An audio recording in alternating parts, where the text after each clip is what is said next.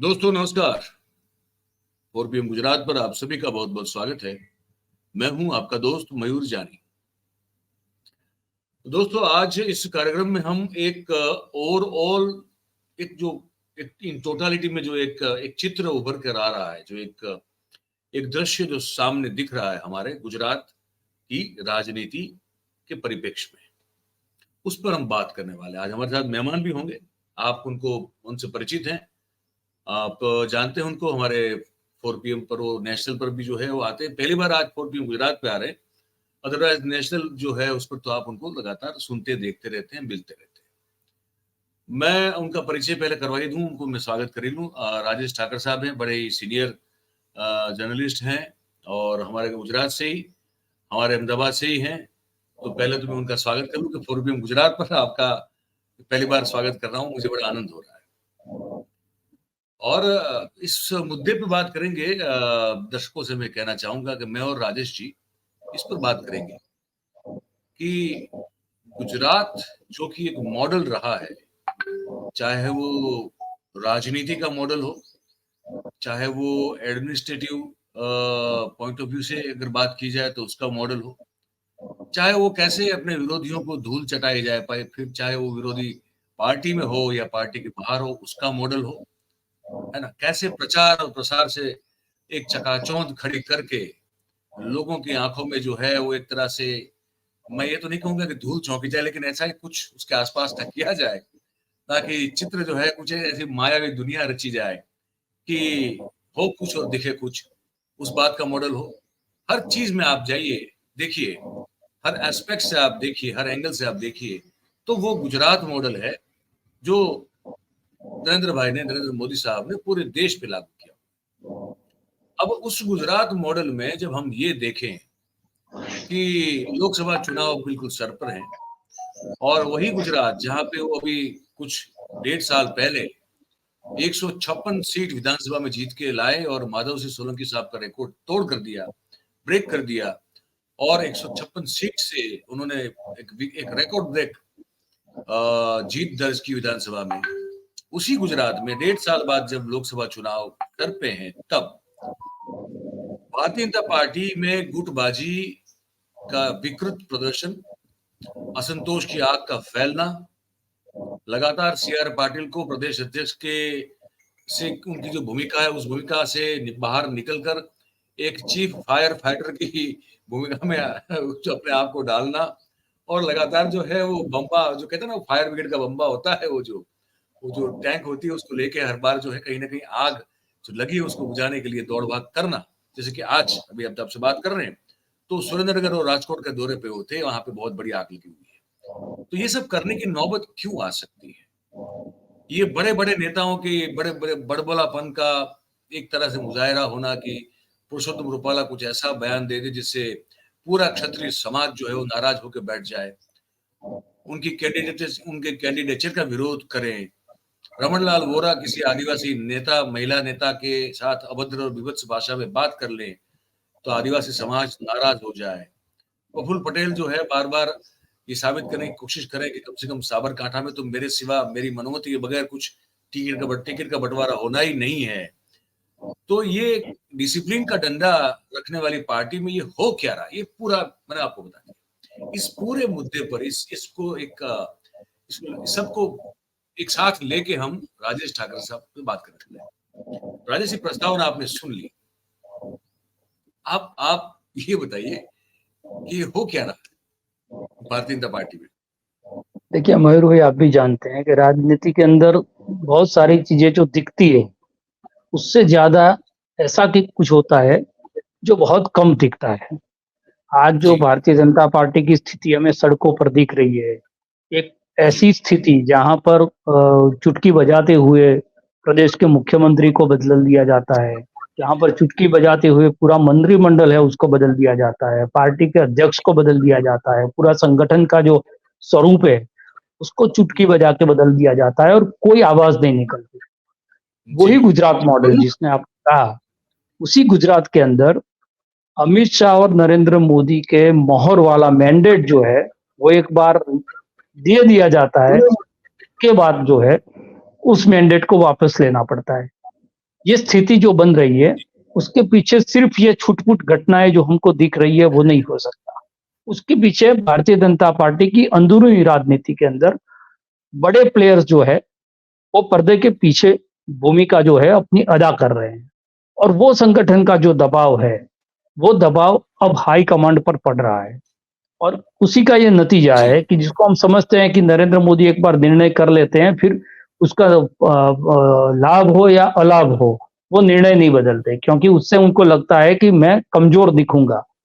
वही जी, जी, नरेंद्र मोदी जो है 2 कॉन्स्टिट्यूएंसी में अपने प्रत्याशी बदलते हैं। बदलने के बाद भी स्थिति सुधरती नहीं और बिगड़ती जा रही। और साबरकांठा के अंदर आज की जो प्रवाही स्थिति है आप जानते हैं कि उनके कार्यालय के ऊपर जो पुलिस को रखना पड़ता है सुरक्षा के लिए। आज भी जो उनके प्रत्याशी प्रचार के लिए निकले शोभनाबेन, तो उनको पिछले जी, दरवाजे से भागना पड़ा। जी, हमारे जो पूर्व अध्यक्ष और जो शिक्षा मंत्री रहे, रमन लाल वोरा जो सीनियर मंत्री है, वो अपना आपा जी, खो देते हैं और जी, गाली-गलौच एक महिला नेत्री, उन्हीं की पार्टी की ने महिला नेत्री के साथ गाली-गलौच करते हैं। तो ये सारा फ्रस्ट्रेशन जो है, वो संगठन के अंदर दिख रहा है। मैं और दर्शकों को बता दूं कि वो जो अभी दृश्य देख रहे हैं, वो वही महिला नेत्री का है जो आदिवासी समाज से हैं, जिनका नाम अनसुया बहन गामिते है और उन्हीं को गालियां दी गई है, उन्हीं के साथ अभद्र बर्ताव किया गया रमनलाल वोरा के द्वारा।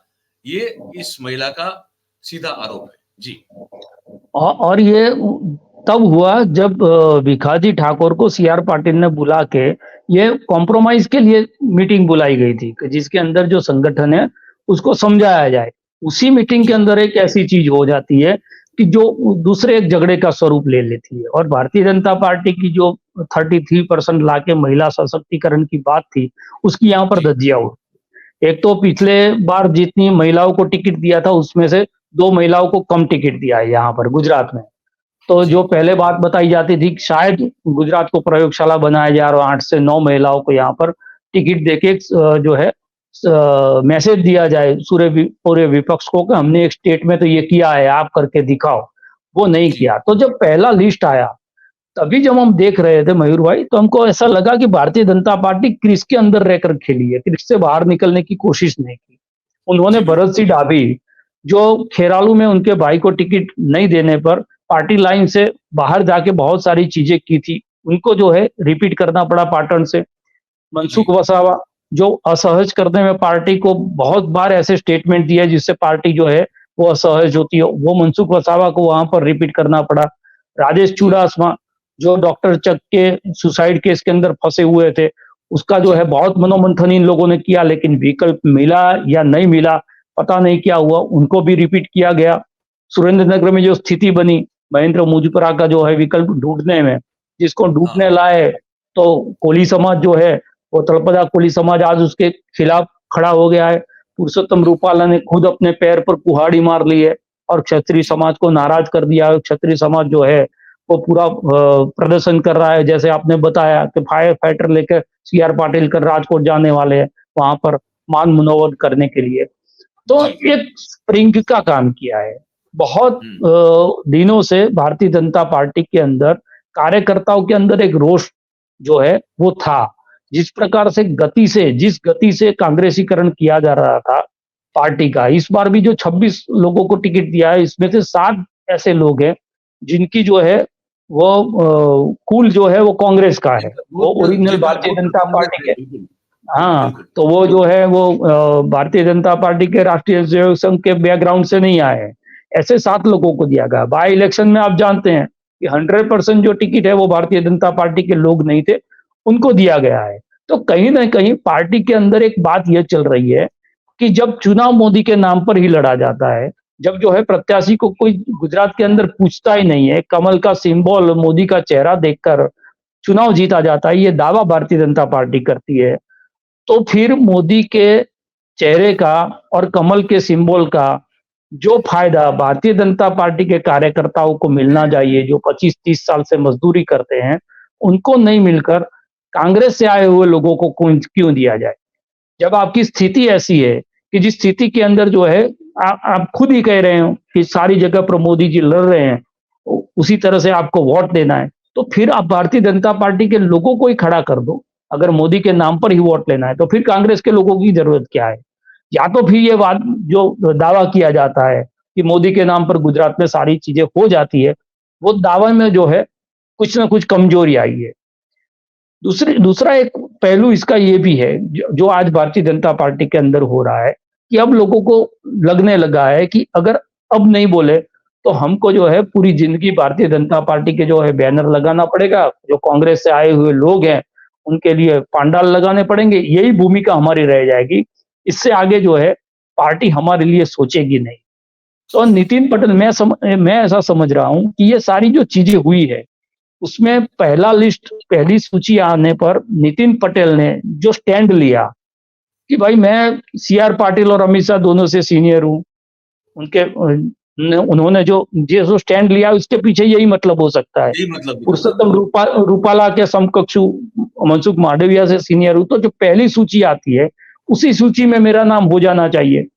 अगर मेरा नाम होने के बावजूद भी पार्टी को इतना मंथन करना पड़ रहा है कि दूसरी सूची के लिए मुझे राह देखनी पड़े, तो ये कहीं ना कहीं उनको ऐसा लगा होगा कि ये मेरा सम्मान जो है वो पार्टी नहीं देख रही। दूसरी एक चीज उन्होंने वो आजकल खुल के बहुत बड़ी बैटिंग, मतलब खुल के बैटिंग कर रहे हैं। हाँ, और उन्होंने एक बहुत अच्छी बात की, उन्होंने ये कहा कि मेरे अलावा और 32 लोग हैं। उसका मतलब ये हुआ कि नितिन पटेल के आवेदन के बाद पार्टी ने ये कोशिश भी नहीं की कि नितिन पटेल जब आवेदन दे रहे हैं या उनके समर्थक आवेदन दे रहे हैं तो पार्टी ये करे कि दूसरे लोगों को बोल दे, जैसे गांधीनगर में किया जाता है, सीआर पाटिल की कॉन्स्टिट्यूंसी में किया जाता है कि दूसरे किसी के जो है आवेदन नहीं आते। तो ऐसा हो सकता था, लेकिन मेरे साथ 32 लोग हैं और मैं हाईकमांड को जो है परेशान करना नहीं चाहता। उसका मतलब उन्होंने ये मैसेज दिया पार्टी के अंदर कि इतने साल देने के बाद, इतनी सरकारों के अंदर नंबर 2 होने के बाद भी मुझे अगर ये 32 लोगों के साथ कॉम्पीट करना पड़ता है टिकट के लिए, तो जो है मेरा जो है ये आवेदन वापस लेना ही मेरे लिए ठीक है। ये जो मैसेज गया वो कहीं न कहीं पार्टी के अंदर चली गई बात, और उसको ज्योति पंड्या ने जो है बड़ौदा से उसमें उठा ली। जो है आवाज की। लेकिन ज्योति पंड्या इतनी बड़ी इफेक्ट करने वाली नेता नहीं है, वो सॉफ्ट बोलते हैं, भारतीय जनता पार्टी की उपाध्यक्ष रही हुई है, वहां की मेयर रही है, बहुत सीनियर जो है महिला आगेवान है, लेकिन वो बड़ौदा की सीट पर बहुत बड़ा असर कर दे ऐसा नहीं था। इसलिए मैं कह रहा हूं कि ये सारी जो चीजें हो रही है उसका डायरेक्टर कोई और है, और वहां से जो है ये सारी चीजें अलग अलग जगह से या तो सीआर पाटिल को कमजोर होने के लिए की जा रही है, या तो फिर हाई कमांड जो है उनको ये बताने की कोशिश की जा रही है कि गुजरात के अंदर जो हो रहा है उसको आप दिल्ली में बैठकर निर्णय करते हो, लेकिन समझ नहीं रहे हो कि जमीन पर क्या स्थिति है, कार्यकर्ता क्या सोच रहा है, कार्यकर्ता जो है उसकी जो पीड़ा है वो क्या है। जब पार्टी के कार्यकर्ता ही पार्टी के अंदर अपने लिए आरक्षण की मांग कर रहे, इससे बड़ा व्यंग क्या हो सकता है भारतीय जनता पार्टी के कि भाई आप जिसको भी देना है कांग्रेस आए उनको लो, आप गोविंद धोलकिया की तरह जो है पैसों से टिकट दे दो, कोई बात नहीं, लेकिन हमारे लिए 25-30% आरक्षित सीट तो रखो कि यहाँ पर जो है हमारी कुछ ना कुछ दावेदारी हो। तो ये मजाक लोगों के बीच में भी बन रहा है, अब पब्लिक मैं परसेप्शन आपको भी है। बताऊं ठाकर साहब, मेरी मेरी कल कुछ भारतीय जनता पार्टी के पुराने जो हमारे मित्र हैं, जो कार्यकर्ता भी है, नेता भी, मेरी कुछ बातें हो रही है। तो पहले क्या होता था कि कहते थे कि मयूर भाई यार आपसे फोन पे बात नहीं करेंगे, है ना। अब बचाने की हिम्मत खुल गई है। मतलब बोलिए बोले मयूर भाई क्या बात है। मैंने कहा मैं तो ऐसे ही हालचाल पूछने के लिए फोन कर रहा हूँ। तो बोले हम तो बिल्कुल सही है, बढ़िया है, बस अब नई कौन सी जगह पे कुर्सी सजानी है, कुर्सी को पोंछा मारना है, कहाँ मंडप या पंडाल लगाना है, कौन से कांग्रेस से आए नेता के लिए प्रचार में जाना है, उसको जिताना है, बस उसी में बैठे हुए हैं, फिराक में बैठे कि कब किसके पीछे क्या करना पड़े।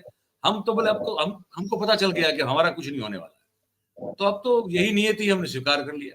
एक ने हमको ये कहा, क्या कहें, उसका नाम दे नहीं सकते, एक सज्जन ने हमको ये कहा कि नरेंद्र भाई ये कहते हैं कि आप हर जगह मैं लड़ रहा हूं, मुझे वोट दे रहे हैं, ऐसा करके, जैसे आपने भी कहा अभी। तो बोले फिर इसमें इंसान को खड़ा करने की क्या जरूरत है। जरूरत है। जब जब वोट सब मोदी साहब को ही जाएंगे, मोदी महाराज को ही जाने वाले हैं, और जो लोग जो इंसान की शक्ल में बोले जो उम्मीदवार खड़े होते हैं, वैसे उनकी अपनी खुद कोई सोच या तो उनकी कोई विचार चलने वाले है नहीं, उनकी खुद की कोई बुद्धि का कोई उपयोग नहीं होना है। तो फिर चुनाव जो है बोले उसको बड़ा कटाक्ष किया उसने। बोले इसमें संशोधन होना चाहिए कि अब जानवरों को भी, एनिमल्स को भी चुनाव में खड़ा कर सकते हैं एज ए कैंडिडेट, क्योंकि वोट तो फिर नरेंद्र भाई को ही जाना है, तो चाहे वो गधा खड़ा रहे या इंसान खड़ा रहे, ऐसी ऐसी बात भी हमको किसी ने बताई है कल। तो नहीं, बहुत सारे आपके साथ भी नहीं बहुत सारी नहीं, डिबेट खत्म होने के बाद जब हम ऑफलाइन बैठे होते हैं तो या डिबेट शुरू होने के बाद अब कहने लगे हैं कि हम तो नहीं बोल सकते, लेकिन ये बात आप बोल देना। तो जो उनकी जो पीड़ा है वो कह रहे हैं कि हम नहीं कह सकते, हम कह के करेंगे क्या, उनको हम जाएंगे कहाँ। ज्योति पंड्या ने जो कहा ना कि मैं जो कह रही हूँ मैं विसल ब्लोअर हो रही, लेकिन मुझे पता है कि मैं पॉलिटिकल सुसाइड कर रही हूँ। बिल्कुल, तो अगर पॉलिटिकल सुसाइड ही करना है तो कोई बोलेगा क्यों, लेकिन वो ये चाह रहे हैं कि कोई ना कुछ ये बात को बोले, और कहीं ना कहीं से ये जो बात और संगठन के अंदर जो बात हो रही है ना कि एक व्यक्ति से पूरा चुनाव जो है जीता जाता है, तो संगठन के अंदर ये भाव आता है कि फिर हमारी जरूरत क्या है, आएंगे मोदी जी रोड शो करेंगे और चुनाव जिता के चले जाएंगे। प्रत्याशी जो उनके अंदर भी ये होता है कि हम काम करेंगे या नहीं करेंगे, हम कोई कांड करेंगे या नहीं करेंगे, जो है वो मोदी जी आएंगे और हमको जिता के ले जाएंगे। तो पार्टी के कार्यकर्ताओं की कार्यक्षमता पर भी इसका असर पड़ता है, और जो प्रत्याशी है उन पर भी इसका असर पड़ता है कि अगर मैं कुछ भी अच्छा काम करूं, अगर जीतने के बाद यही कहा जाएगा कि मोदी जी आए थे और 156 जो है सीट एक ही रोड शो में जो है जीता के ले गए थे, तो फिर मेरी भूमिका कहाँ है। ये चीज स्वाभाविक है, सभी जगह पर आएगी। लेकिन इस बार जिस प्रकार से वो डिफेंसिव खेले हैं, 50% सीट पर जो है वो नो रिपीट थियरी नहीं ला सके। बहुत सारे ऐसे कैंडिडेट थे जो उनको बदलना चाहती थी पार्टी, फिर भी उनको नहीं बदला, और जब दिया गया प्रत्याशी उनका नाम वापस लिया गया, तो कहीं ना कहीं जो है पार्टी के अंदर प्रेशर बनाने में ये जो लोग हैं वो सफल हुए हैं। ये एक बात स्पष्ट दिख रही है। दूसरा, जितना कॉन्फिडेंस दिखा रहा है, सीआर पाटिल ने विधायकों की मीटिंग बुलाई थी, 156 को बुलाया था, 103 लोग आए, 50 नहीं आए। और हाँ, और उन सारे लोगों को ये बोला गया कि आप बोलो आपकी कॉन्स्टिट्यूएंसी से 1 लाख का मार्जिन से जिताओगे कि नहीं जिताओगे।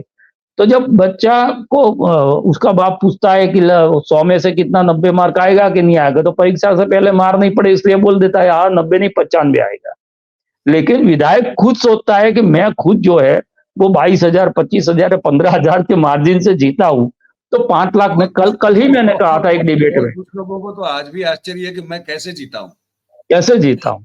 और मैंने कल ही एक डिबेट में कहा था कि आप मान लो कि 26 सीट जो है वो 5 लाख से मार्जिन से भारतीय जनता पार्टी जीत रही है, जिसमें कुछ सीट ऐसी है, दाहोद की सीट है 1,27,000 वोट से भारतीय जनता पार्टी जीती थी, जूनागढ़ की सीट जो है वो 1.5 लाख के मार्जिन से जीती थी, पाटन की सीट है वो 1,90,000 वोट के मार्जिन से जीती थी, खेड़ा की सीट जो है वो 1,97,000 के मार्जिन से जीती थी।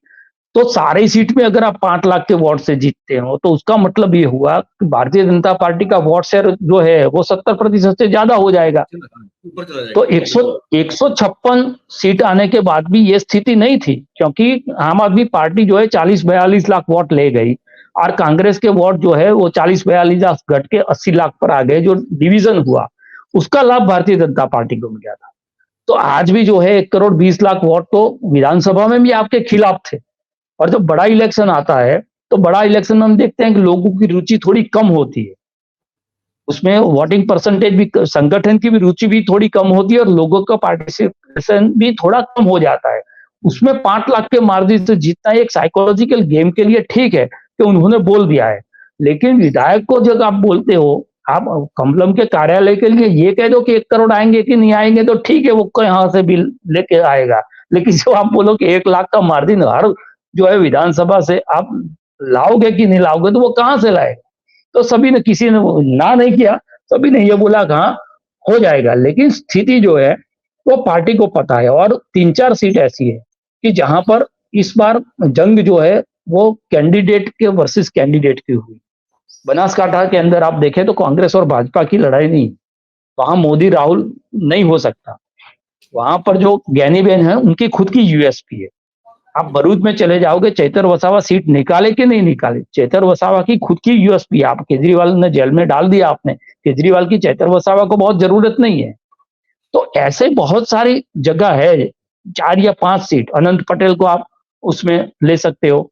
तो ऐसी सीटें हैं कि जहां पर जो जंग है वो कैंडिडेट के खिलाफ कैंडिडेट हो जाती है, और ये इलाके भी ऐसे हैं जिसमें मोदी के आने से बहुत फर्क नहीं पड़ता। अगर मोदी के आने से ये आदिवासी बेल्ट में फर्क पड़ता तो अगर इतने सारे आदिवासी नेताओं को देना नहीं पड़ता। अगर सुरेंद्र नगर में भी अगर कांग्रेस ऐसा कोई अच्छा उम्मीदवार कैंडिडेट ऋत्विज मकवाणा की बात चल रही है, अगर वो जो मान जाते हैं ऋत्विज मकवाणा को, या पूजाभाई वंश की बात चल रही है जूनागढ़ या यहाँ के लिए, तो ऐसे कोई प्रत्याशी को वहां पर रख देंगे तो 5 या 7 सीट ऐसी है जिसपे फोकस करके लड़ेंगे। आप अर्बन सीट छोड़ दे, नवसारी को छोड़ दो, गांधीनगर तो छोड़ दो, वो तो प्रतीकात्मक लड़ाई आपको लड़नी है इसलिए आप लड़ रहे हैं।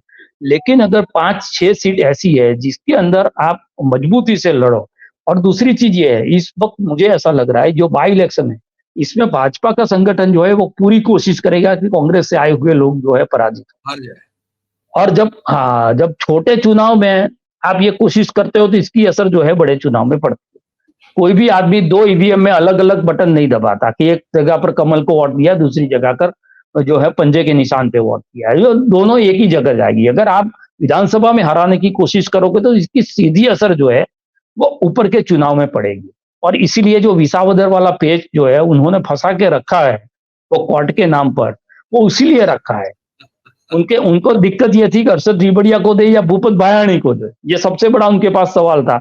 और आम आदमी पार्टी जो है वो अपना प्रत्याशी वहां पर लेके जाती तो क्या होता, तो उसके लिए उसको उन्होंने जो है उसको फंसा के रखा है। लेकिन जो बाई इलेक्शन है उसमें बीजापुर के अंदर ये होने की कोशिश की जा रही है लोगों के द्वारा। बीजापुर में तो राजेश भाई, बीजापुर में तो ठाकर साहब गोविंद पटेल जैसे पुराने जनसंघी ने अपने समर्थकों के साथ इस्तीफा दे दिया। सीजे चावड़ा को जिस तरह से लाया गया और टिकट दे दी गई उसके बिल्कुल खुलकर विरोध करते हुए, और मोदी साहब को भी खत लिखा उन्होंने, कहा कि यही समय है।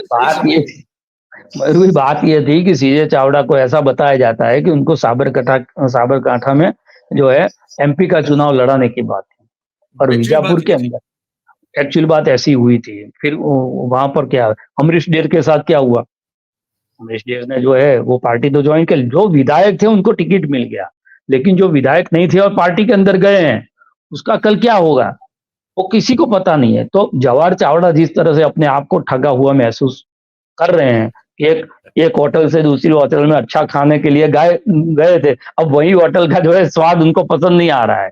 तो ये सारी जो स्थिति है, और पार्टी के अंदर इतना ज्यादा कांग्रेसीकरण हो गया है भाई, कमलम में अगर आप जाओगे तो मैं तो अभी डिबेट में मेरे साथ कांग्रेस के में अभी गए हुए हैं जो है 100 प्रवक्ता बनाए उनको, वो डिबेट में आए तो मैंने उनको बोला जब आप आओ तो पहले स्टूडियो में आने से, किसकी बात कर, घनश्याम भाई गढ़वी थे, घनश्याम तो मैंने उनको बोला कि आप घनश्याम भाई आओ तो सबसे पहले वो गमछा डाल दो।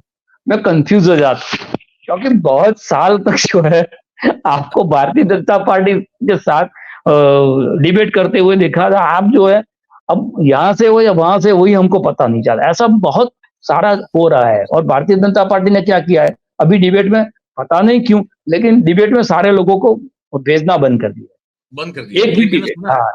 एक भी डिबेट में वो नहीं आते, उसमें कारण नहीं बता रहे हैं, लेकिन मुझे लग रहा है कि जो अभी पार्टी के भीतर में चल रहा है उसमें जो है पार्टी का ज्यादा जो है वो पर्दाफाश ना हो, या तो मुझे ऐसा लग रहा है कि आम आदमी पार्टी का ये लोगों ने बहिष्कार किया था, अब उनका गठबंधन हो गया कांग्रेस के साथ, तो अगर आम आदमी पार्टी के सामने आप नहीं बैठोगे तो कांग्रेस भी आपके सामने नहीं बैठेंगी, तो आम आदमी पार्टी के खिलाफ नहीं बैठना पड़े, वो एक कारण हो सकता है।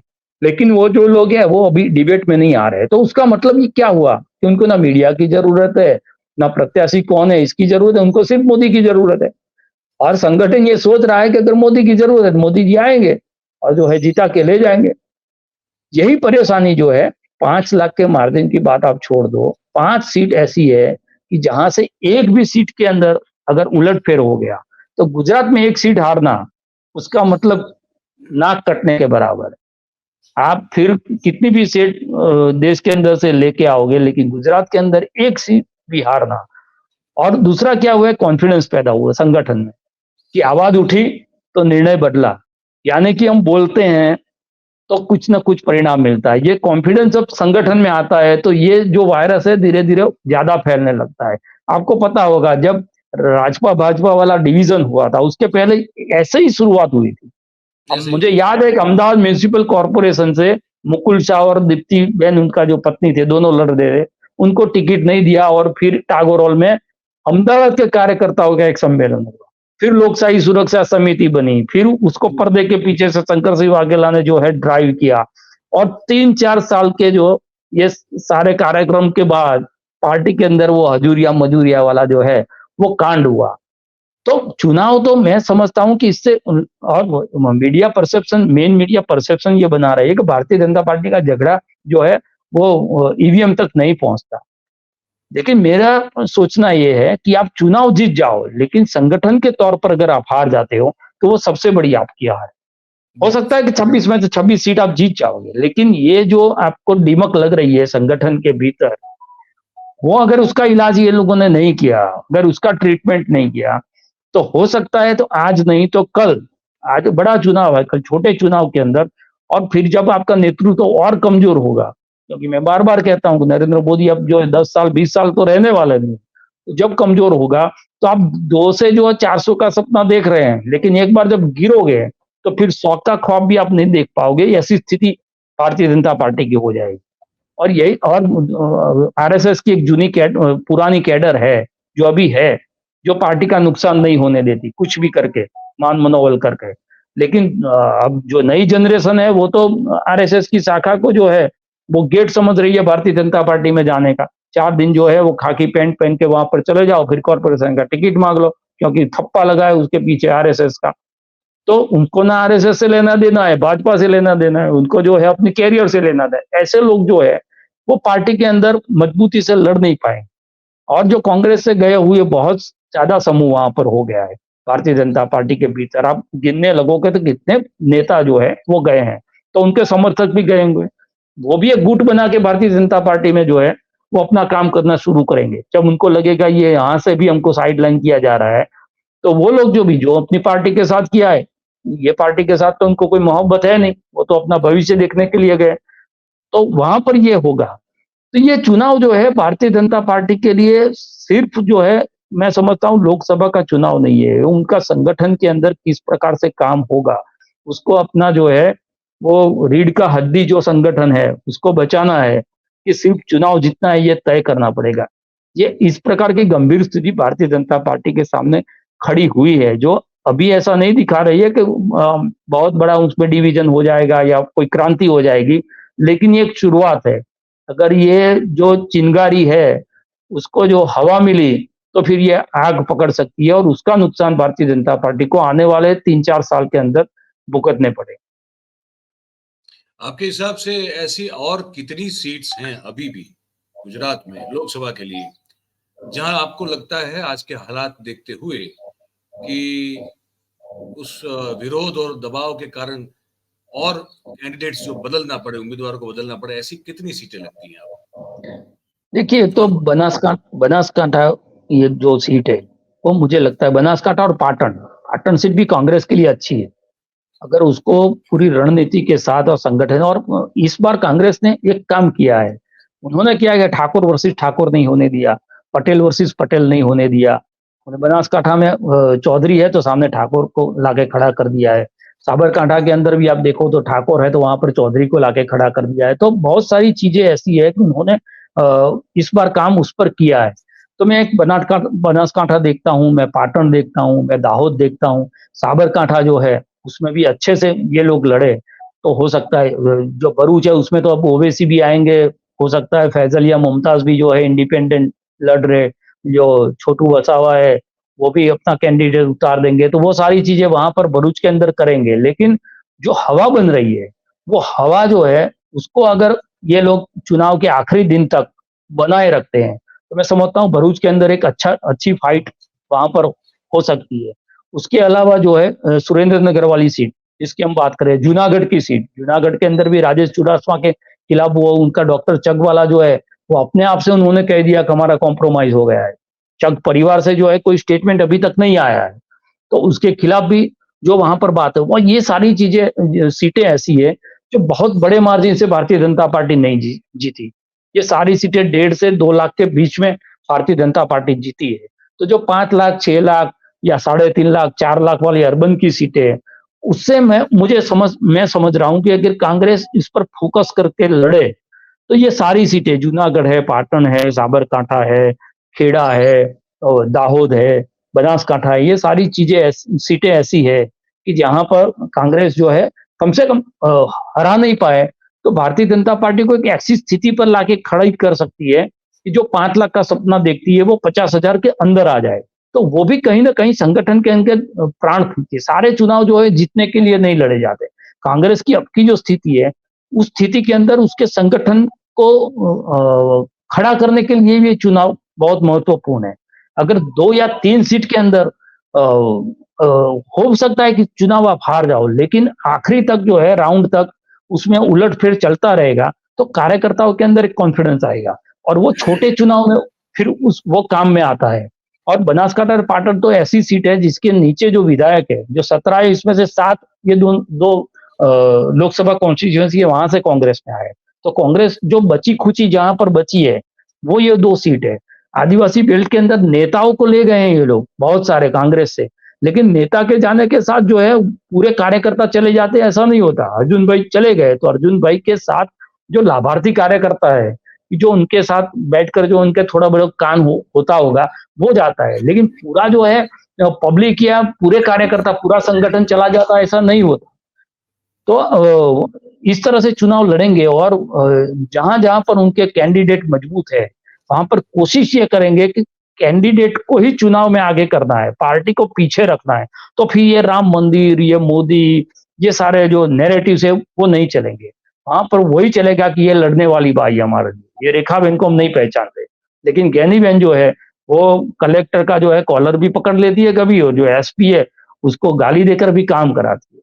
तो हमको ऐसा आदमी चाहिए कि जो हमें इजीली अवेलेबल है। ये अगर बात चली जाती है तो मैं समझता हूँ कि ये चुनाव के अंदर कहीं न कहीं उलटफेर हो सकता है।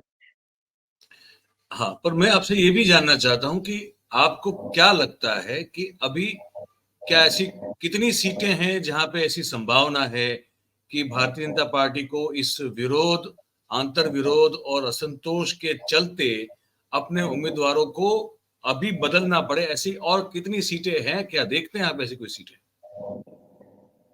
अब मुझे नहीं लगता है कि भारतीय जनता पार्टी ये गलती करेगी। ये बड़ौदा के अंदर तो ठीक है, बड़ौदा के अंदर भी उनको बदलने की जरूरत नहीं है। बड़ौदा तो नरेंद्र मोदी की विरासत वाली सीट थी, उन्होंने खाली की थी, रंजन में इनको दे दी थी।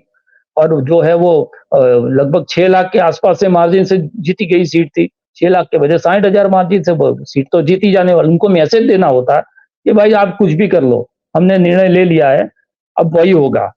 तो बड़ौदा तो उनके लिए वो चैलेंजिंग सीट थी नहीं कि वहां पर अगर रंजनबेन को रखते तो वो सीट चली जाती। साबरकांठा के अंदर ये स्थिति थी, लेकिन अब 2 सीट बदलने के बाद जो स्थिति बनी है, क्योंकि बड़ौदा में बदलने के बाद भी जो है अभी हेमंत जोशी के खिलाफ भी जो है लोग आवाज उठा रहे हैं। यहाँ पर साबरकांठा के अंदर तो और ज्यादा स्थिति बिगड़ गई, भिखाजी से ज्यादा जो है अब शोभनाबेन का विरोध वहां पर हो गया है। और अब जो है पूरा नैरेटिव जो है आदिवासी वर्सेस बीजेपी हो गया है। तो मैं नहीं समझता कि अब जो है वो स्थिति है कि वो लोग अपने प्रत्याशी को बदलेंगे। अब डैमेज कंट्रोल करने की कोशिश करेंगे। अब जो है सारी जगह पर वो लोग जाएँगे, उनके नेता उनके मान मनोबल करेंगे। और इस बार की स्थिति देखते हुए मुझे ऐसा लगता है कि नेता जो है वो तो मान जाएँगे। नेता जो है वो कहेंगे हाँ ठीक है हम पार्टी के साथ है। लेकिन उनके जो समर्थक है या कार्यकर्ता है, उनको जो है वो बोल देंगे कि आपको जो करना है करो। तो ये स्थिति इस बार है, इसीलिए मैं कह रहा हूँ कि ये चैलेंज जो है उससे भी भारतीय जनता पार्टी को लड़ना है। और दूसरा जो अच्छे प्रत्याशी कांग्रेस ने जहां पर दिए हैं कि जो जिनकी खुद की शाख है वहां उससे भी भारतीय जनता पार्टी को लड़ना है। तो अब आज से 1 महीने पहले अगर कोई हमको पूछता तो हम क्या कहते कि गुजरात के अंदर चर्चा करने जैसा कोई माहौल ही नहीं है, हमें इंटरेस्ट नहीं था लोकसभा के अंदर कि भाई कांग्रेस की जो स्थिति हो रही है, अब 17 है वो 17 भी नहीं बच रहे हैं। जो आम आदमी पार्टी है उसको 5 से 5 में से 1 चला गया है। तो कैसे ये लोग लड़ेंगे? ये कांग्रेस की जो स्थिति है, संगठन की स्थिति, उनके नेताओं की स्थिति, तो उसमें हम ऐसा ही कह रहे थे कि गुजरात के अंदर जो है 26 में 26 भारतीय जनता पार्टी ले जाएगी। लेकिन अब जो है हम भी चर्चा कर रहे हैं और ये हमको मौका किसने दिया? ये कांग्रेस ने नहीं दिया। ये मौका खुद भारतीय जनता पार्टी ने हमको दिया है। और इसीलिए ऐसा लग रहा है कि भारतीय जनता पार्टी, जो हम बार-बार कहते हैं कि कांग्रेस को हरा नहीं रहे हैं भारतीय जनता पार्टी, कांग्रेस खुद हार रही है। तो इस बार हो सकता है कि 2 या 3 सीट पर ऐसा हो कि वो भारतीय जनता पार्टी को कांग्रेस नहीं हराए। भारतीय जनता पार्टी खुद जो है उस सीट पर अपनी अंदरूनी तकलीफों की वजह से वो हार जाए। वो सारी ये चीजें चलाएंगे कि भारतीय जनता पार्टी डिसिप्लिन वाली पार्टी है, सब डैमेज कंट्रोल, अमित शाह सबको बुलाएंगे, फिर जो है कुछ नहीं होगा। ये सारी चीजें वो मैनेजमेंट के लिए, मीडिया मैनेजमेंट के लिए सब करेंगे। लेकिन जिस लेवल पर ये सब हो रहा है, साबरकांठा के अंदर इतनी सारी 3 मीटिंगें हो चुकी है। वहां के क्लस्टर प्रभारी ने एक मीटिंग की, सीआर पाटिल ने एक मीटिंग की, कल जो है संगठन लेवल पर तीसरी मीटिंग हुई। उसके बाद भी जो है आज भी लोग जो है रास्ते पर है और पूरा एक शहर मेघरज बंद रहे भारतीय जनता पार्टी के खिलाफ कार्यकर्ताओं के दम पर। तो ये बड़ी चीज है। और इससे इससे इससे क्या हुआ है, जो कांग्रेस से आए हुए लोग हैं ना, उनको अब डर लगने लगा कि अगर ये लंबा चल गया तो फिर हमारा भविष्य क्या गया। क्योंकि अभी जो लड़ाई है वो उसी की है कि बाहर से आए हुए लोगों के खिलाफ हम लड़ रहे हैं। अभी की लड़ाई जो भारतीय जनता पार्टी के भीतर की लड़ाई, वो लोग जो है वो नहीं बता रहे। वो ये बता रहे हैं कि बाहर से आए हुए लोगों को आप सब कुछ दे रहे हो, पार्टी के अंदर के लोग जो है उसको आप कुछ नहीं दे रहे हो, इसकी हमारी लड़ाई है। तो एक अंतर्विरोध ये भी शुरू होगा। वो जो लोग गए हुए हैं उनको भी लगेगा कि अब जो ये इस स्थिति के अंदर अमरीश डेर है, उनको भी ये जो है फिक्र होगी कि कल उठकर मुझे टिकट देंगे तो हो सकता है भारतीय जनता पार्टी के लोग यहाँ पर भी विद्रोह कर दें। बिल्कुल। तो ये सारी चीजों से भारतीय जनता पार्टी को जो है यहाँ पर निपटना पड़ेगा, ये तय है। बहुत बहुत धन्यवाद ठाकर साहब, आपने एक अच्छा, बहुत ही बढ़िया सा एक आकलन जो है, चित्र जो है आज की तारीख में गुजरात में भारतीय जनता पार्टी के अंदर चल रही जद्दोजहद, आयाती आयाती लोग जो हैं, जो इंपोर्ट किए गए कांग्रेस से लोग हैं, उनको लेकर पैदा हुई गुजरात भाजपा में स्थिति, और पुरानी गुटबाजी और उसमें जो मिला है रंग नई गुटबाजी का वो, और इस तरह से गुजरात मॉडल जो है वो परेशानियों का और मुश्किलों का और बहुत सारे पड़कार जिसके कहते हैं, मतलब कि चैलेंजेस, चुनौती जिसको कहते हैं, उसका सामना कर रहा है संगठन, और संगठन का नेतृत्व, चाहे वो प्रदेश स्तर पर हो या राष्ट्रीय स्तर पर हो। ये आपने पूरी तरह से खुल के बता दिया। बहुत बहुत धन्यवाद सर, आपसे ऐसे ही बात करते रहेंगे। जब चुनाव सर पे हैं तो आपको बुलाते रहेंगे, गुजरात की स्थितियों पर बात करते रहेंगे। बहुत बहुत धन्यवाद, बहुत बहुत धन्यवाद। तो दोस्तों, राजेश ठाकर साहब आपने सुना, तो भाई वो जो गुजरात मॉडल जिसका दम भरा जाता है वो खतरे में है। और अगर यहाँ पे ये मॉडल जो है थोड़ा बहुत अगर टूटा फूटा या थोड़ा बहुत अगर चकनाचूर हुआ, तो उसका इम्पैक्ट जो है, उसका असर, उसका प्रभाव वो फिर पूरे देश पर पड़ेगा, क्योंकि यही मॉडल तो पूरे देश पे लागू किया गया है। हमको ये बताना था आपको। अब आप क्या बताना चाहते हैं? आप इस बातचीत को सुन के आपके मन में क्या सोच, क्या राय बनी है, वो आप हमको लिख के जरूर से कमेंट बॉक्स में बताइएगा। बात अगर आपको हमारी पसंद आ रही है, सही सच्ची लग रही है, तो फिर आप ही के लिए कमेंट बॉक्स लिख के उसमें जरूर से बताइए हमको। और इसके साथ साथ अगर बात हमारी पसंद आई है, सच्ची लगी, सही लगी, तो फिर इसको लाइक भी करें। इस वीडियो को आप इसको, इसकी लिंक को हो सके उतना शेयर कर सकते हैं वीडियो की, है ना। और हमारा जो चैनल है 4PM गुजरात, उसे आप सब्सक्राइब करें और अपने आसपास के लोगों से करवाएं। यही छोटी सी विनती है जो हम हमेशा करते हैं, आज भी कर रहे हैं, तो मान लीजिए उसको, है ना। बहुत बहुत धन्यवाद करेंगे आप सभी का इस कार्यक्रम में हमारे साथ जुड़ने के लिए। Thank you very much. नमस्कार।